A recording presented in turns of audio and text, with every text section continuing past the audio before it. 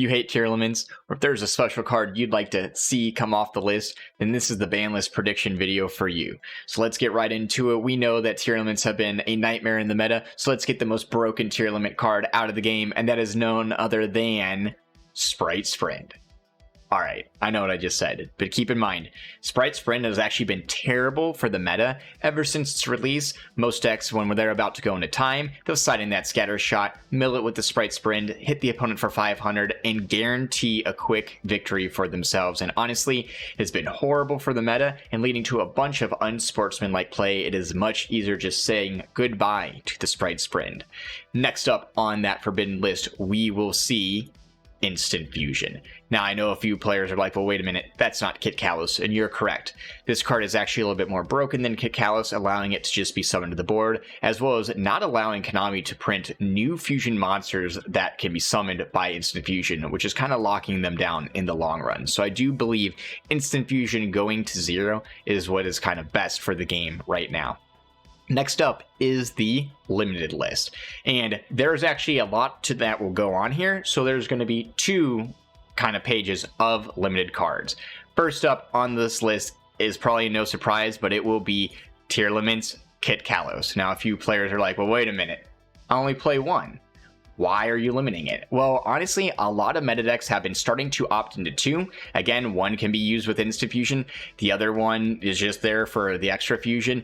And banning it outright will kind of be detrimental to the tearlaments deck, especially if we do hit the rest of the deck heavily. Even some of their fusions need Kit Kalos for the fusion summon of them. So having to use King of the Swamp for that just really isn't that optimal. Next up on the limited list will be Havness. And again, this is probably no surprise to a few players. Havness has been tearing up the meta, allowing you to play during the opponent's turn, set up your fusions even again during the opponent's turn, and even if you're going first, it's just a free summon to the board. So I do believe Havness will be limited on this list. Next up again, sister to Havness will be Sheeran.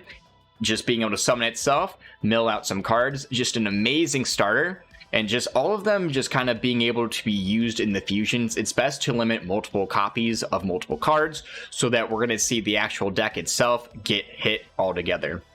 That being said, next up on this list will be tearlaments Scream. And again, this might confuse a few players, but as of recently, especially over in Europe, a lot of players have been opting in for more than one Scream. Not only can you mill it, get a search, it allows you to mill upon summons, as well as decrease your opponent's monster's attack, so that allows a lot of your fusions to punch over cards that normally would be walls, and just kind of makes the deck a little bit easier against all the other, faring decks against it. Another card I do believe will be hit on the list in some form or fashion. I would say limited. We can debate that. It is the Prime Evil Planet field spell. And again, being able to add any name to the hand, being able to pop cards during the opponent's turn or your turn if you get to fusion summon during their turn, that's amazing. And then again, it increases your monster's attack by 500. So if you got this in Scream, that's 1,000 attack difference that you're making the game state, which a lot of decks cannot fare against. So the only reason I would say this card could even get put to 2 or not touched at all, I'll be honest, would be if Konami wants to sell it in the 2023 tin. But if we're talking about keeping the game fair and balanced, I do believe Primeval Planet going to 1 is the best option. And then again, another card coming to the limited list would be Bestial Magma Hut. And again, at the beginning, we've been seeing a few people play one. Some people might just tech 1 or 2, but a lot of decks, especially in Europe, they're going for 3 of this and 3 of some of the other ones as well. So bringing the Bestial Magma Hut down to 1, easy call, especially since it is a searcher that just allows you to search some of the other Bestials from the deck. And again, I said we're going to have 2 lists for limited because there's so many cards on here. You might have noticed a few cards weren't on the other limited list, so let's get to them. None other than the Keldo, the Sacred Protector. And again, you can summon it and then essentially add one of the other exchange the spirit archetype monsters or Shizu support from the deck to the hand, which is amazing. And then also it has the quick effect where you can send cards from the graveyard back into the deck. So I do believe the Keldo will be going to 1, as well as Kelbeck, the Ancient Guardian, another one of these Shizu support, just prominent in the tearlaments deck. We're seeing Kelbeck just rain hell on the opponent's turn. Whenever you are actually allowed to bring out Kelbeck during their turn, you can bounce one of their monsters, or if you dump it to the graveyard by some of your card effects, it mills 5 off. So we're seeing tons of deck opt into 3 of these apiece, Keldos and Kelbecks. So I do believe we're going to see both of them being limited to 1. Next up on the list, and this might be a little weird choice for some of them, but it is Blue Wonderies and the Magnificent Map. And we've been seeing the Flu deck actually just top all events, especially as of recently. We've been seeing about, like, in the top 4, it's like 3 tier decks, 1 Flu deck. It's kind of insane, but that's because Flu is an amazing deck. It's really consistent, and it has been since it first came out. So I do believe Konami will just kind of do a little hit to the deck, not clip its wings all the way, not hit the barrier statue, but I do believe we're going to see the field spell going to 1. Essentially because this is actually the card that allows you to play during the opponent's turn, which makes that barrier statue just as deadly. Next up on the limited list is Sprite Starter. Again, very sorry to the Sprite decks out there. I know you're not like tier 0 like everyone thought you would be, but the moment tiers get hit, you guys are going to be in the limelight for people. So having a few things like Sprite Starter getting limited to 1 is almost needed. And again, you can kind of just play this in a few other decks as tech at the end of the, some of your combos, allowing you to go into Sprite combos, because this will lock you into the 2. So going to 1, I think, is what's best for the Sprite Starter. Now, this next card, we can debate if you agree with it or not, but I do believe we're going to be seeing a return of Premature Burial. Now, it might not be this list. I do kind of think it will be sooner than later though, but Premature Burial had its time in the metagame many years ago, but as we know, we are in a whole new age of Yu-Gi-Oh! Where things have sped up, cards aren't bouncing to your hand like they were, and even the ones that did, like Lorne and Baryonic, have been eroded, so they're not going to be bouncing this card multiple times per turn, even if you bring out multiple copies. And last on the limited list, I do again believe we're going to be seeing a return of Redox, the Dragon Ruler of Boulders. Now, keep in mind, we do have Tempest at 1. Konami seems to be slow dripping us these E-Dragons just in case, because honestly, E-Dragons were a problem way back in the day. But again, as the game has evolved, we've been seeing cards come off the list and not be as detrimental as we once thought. So I do believe Redox will be coming off the list, not only to kind of support some decks like Dragon Link, but I think we'll be seeing them support things like Nichiria. We do see the Nichiria Earth deck kind of maintaining itself a little bit in the metagame, and hitting some of these Shizu cards will hit that deck, just on the side. But I do believe adding things like Redox will help those decks as well.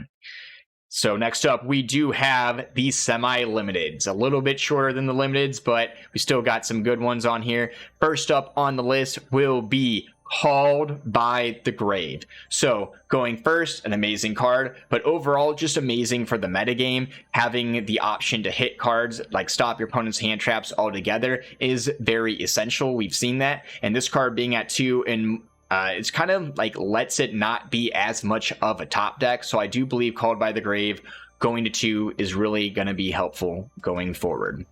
Next on the semi-limited list would be Bestial Druid Worm. So Magma Hut going to 1, Druid Worm going to 2, leaves the deck open for a few more options being in the Bestial lineup, considering that we've mainly been seeing the Magma Hut, Druid Worm, and then one of the others just getting teched for that number 7, okay? Just to let that numbers be good. So I do believe having 1 Magma Hut, 2 Druid Worm would be a lot more healthy for the game and leave room open for some of the other options.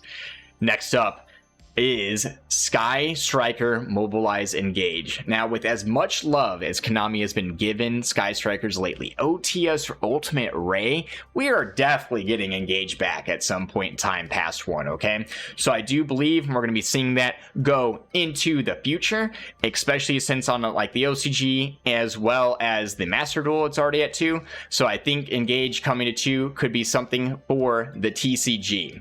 Now, following suit, kind of similar, would be be Spellbook of Judgment going to 2. We saw it come unbanned. Not a lot of people are playing it. No one's really even teching it. But I think putting it to 2 would let Spellbooks have a little bit more wiggle room in their deck, considering they really have to be careful how they resource. So I think that would be going to 2, as well as an Upstart Goblin. And now this kind of goes well with the Spellbooks. It goes well with the Sky Striker deck. And let's be honest, the game is so different anymore that just, I built a 37 card deck with 3 upstarts. It just really doesn't math the same as it used to, and then giving your opponent a free 1,000 life points, especially going into time, just makes it where upstart just isn't as crazy as it once was. And again, guys, we do have unlimiteds coming up, but if you have been getting anything from the video, enjoy it at all, just like some of the choices, or just keep somehow coming back here and seeing my face, do consider supporting the channel. Hit that subscribe button. We've been seeing a huge increase in our numbers, and I very much appreciate it. It is amazing. So if you are liking any of the comment, smash the subscribe. If I haven't mentioned something that you'd like to see unbanned or hit, comment down below, like the video, and share it with your friends, guys. But hey, thank you for being here. I do appreciate it. Now, to the unlimiteds, and to the card we've all been kind of waiting for, and that is Max C. Now, some players are probably like, wait a minute, did you see the structure deck announcement? And yes, I did. I see we're getting evenly matched in the Trap Trick structure deck, so that is leading a lot of players to believe Max C is going to be removed from the structure deck, therefore not unbanned in the TCG. And I follow that logic, but I do agree Max C might not be in the structure deck. I do think, though, whenever Konami does give us our Max C back to the TCG, and I believe it is coming, whether this list or another, they do not want to launch its return with a common. I do believe whenever Max C comes back, and I think it will be sooner than later, that they're going to have it as a Starlight Rare in the following core set, which would be a lot better suited to launch Max C back into the TCG. And I do believe it is coming. Next on the unlimited list is 141. And we do see a collector rare of this card getting printed, and it kind of has fallen off in the metagame. You have a few decks tech it, but considering you have to send a monster from your hand to the graveyard, special summon one from the deck, you are overall losing one unless the card you summon generates resource somehow. So I do believe 141 going past 1, 2, 3 is ideal moving forward, especially if we want to see players using that card. Following suit would be the Dino Wrestler Pankratops. It was at put 1 way back in the day. I think it going to 3 is pretty fair considering Cashier is kind of where it's at right now. Fenrir does what it does. I think Pankratops coming to 3 is not a problem. Next up on the unlimited, we will see Pot of Desires, and again, some people might think I'm a little crazy for this one, but if you're facing against a Cashier deck and you activate Pot of Desires and they have their turn, they're going to deck you out. So Pot of Desires really has a risk versus reward right now. Some cash decks are playing it, but honestly, a lot of them are using Prosperity for the consistency and to get rid of Goliath to attach it to the Rise Heart. Another card to be unlimited, it would be Mind Control. Again, we got Brain Control, we have Change of Heart at 1, no one even plays it. So I think giving Mind Control to those going second decks, a lot of them just kind of need a little bit more help. Mind Control going to 3, easy choice for them. Same goes for cards such as Yugioh. This card was just brought off the list. No one is playing it. People were probably a little scared when it came off the list if you played way back in the day like I did. But with the way Yu-Gi-Oh has evolved, cards like Yugioh just no longer really need to be limited. Unless, in the future certain decks can utilize it, but I don't think we're going to be seeing that anytime soon.